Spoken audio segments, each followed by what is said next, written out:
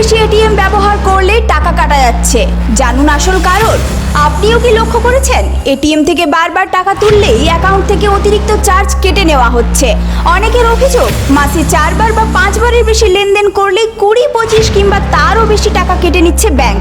কিন্তু কেন এমন হচ্ছে চলুন জেনে নেওয়া যাক।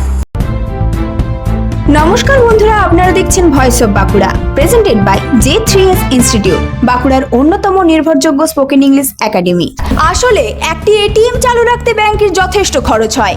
এটিএম এর রক্ষণাবেক্ষণ, নিরাপত্তা কর্মী, নিয়মিত নগদ টাকার ভরার ব্যবস্থা, বিদ্যুৎ এবং ইন্টারনেট পরিষেবা সবকিছুর জন্যই ব্যাংককে খরচ বহন করতে হয়। আর সেই খরচের একটি অংশ গ্রাহকদের কাছ থেকে চার্জ হিসেবে নেওয়া হয়।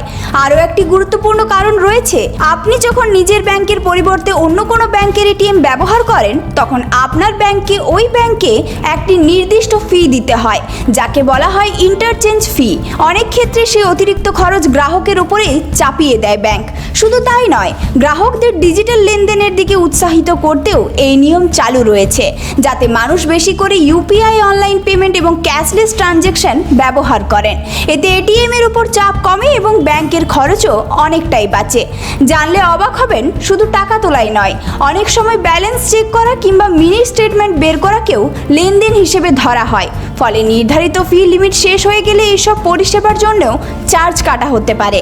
সাধারণত অধিকাংশ ব্যাংক সঞ্চয়ী হিসাবের গ্রাহকদের মাসে 4 থেকে 5টি ফ্রি এটিএম লেনদেনের সুবিধা দেয়।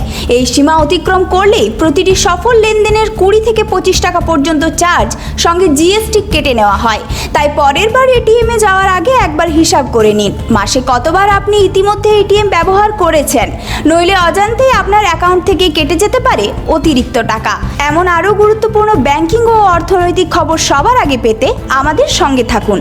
এই ধরনের গুরুত্বপূর্ণ খবর সবার আগে পেতে আমাদের চ্যানেলটি সাবস্ক্রাইব করুন আর ভিডিওটি শেয়ার করতে ভুলবেন না। আপনার মতামত কমেন্টে জানান আর লাইক শেয়ার করে ভয়েস অফ বাঁকুড়ার পাশে থাকুন।